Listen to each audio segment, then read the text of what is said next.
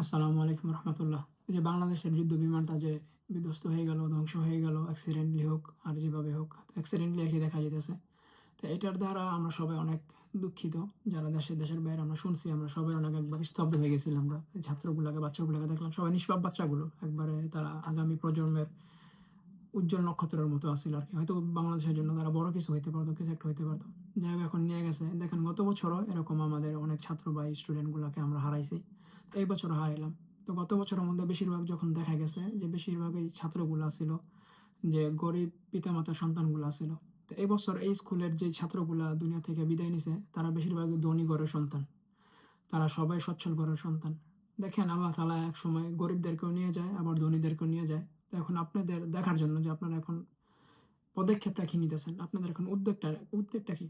আপনারা যারা এই স্কুলে আপনাদের যাদের সন্তানগুলো ছিল বা যারা স্কুলটাকে পরিচালনা করছেন বা যাদের সন্তানদেরকে এই স্কুলে পাঠাইছেন, এই কলেজটাকে স্কুলটার মধ্যে, আপনারা যদি চান, আপনারা চাইলে ইনশাআল্লাহ বাংলাদেশের যে সিস্টেমটা আছে, যেভাবে আমাদের দেশ চলতেছে, যেভাবে দেশের কর্মকর্তারা আছে এবং যারা আপনার দেশগুলাকে নিয়ন্ত্রণ করতেছে, আইন প্রশাসন থেকে শুরু কইরা, হ্যাঁ, জীবিত যারা বাংলাদেশের পার্লামেন্টের মধ্যে, দেশের ক্ষমতার মধ্যে আছে বা দেশের পরিচালনা করেন যারা, তাদেরকে আপনারা একটা সিস্টেমে আনতে পারেন। যে এত যেভাবে চইল্লাইতেছে, এই যে টাকা পয়সা লুটপাট, পাচার, এটা এটা দেশের জন্য যে ক্ষতিকরগুলা যেভাবে চলতেছে, দেশের কোনো উন্নয়ন নাই। আপনারা চাইলে আপনারা অনেক কিছু করতে পারেন। যে অনেক সময় গরিব পিতামাতা অনেক কিছু করতে পারে না, কিন্তু ধনী পিতামাতা অনেক কিছু করতে পারে।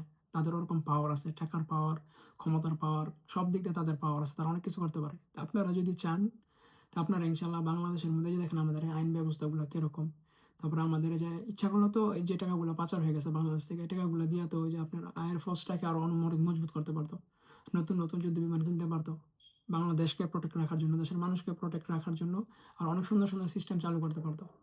তো এইগুলা যেহেতু তারা এতদিন কইরা আসে নাই, এখন আমাদের দেশের সবার উচিত হলো ধনী গরিব যারা আছেন আপনারা সবাই, বিশেষ করে পড়ালেখার সিস্টেমটা তো নষ্ট করে লেগেছে। বাংলাদেশে কোনো পড়ালেখার সিস্টেম, এটা কোনো সিস্টেমের মধ্যে পড়ে না।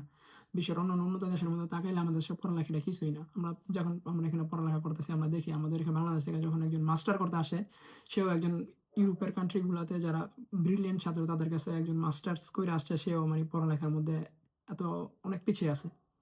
তো এখন আমাদের দেশের পড়ালেখার দিক দিয়ে এবং বাচ্চাদের যে স্কুল মাদ্রাসার দিক দিয়ে, তারপর আমাদের হসপিটালগুলোর দিক দিয়ে, এই দিক দিয়ে খুবভাবে আপনারা যেন লক্ষ্য করে, প্রশাসন যাতে লক্ষ্য করে, প্রশাসন যেন এইগুলোর মধ্যে খুব ভালোভাবে টাইট করে।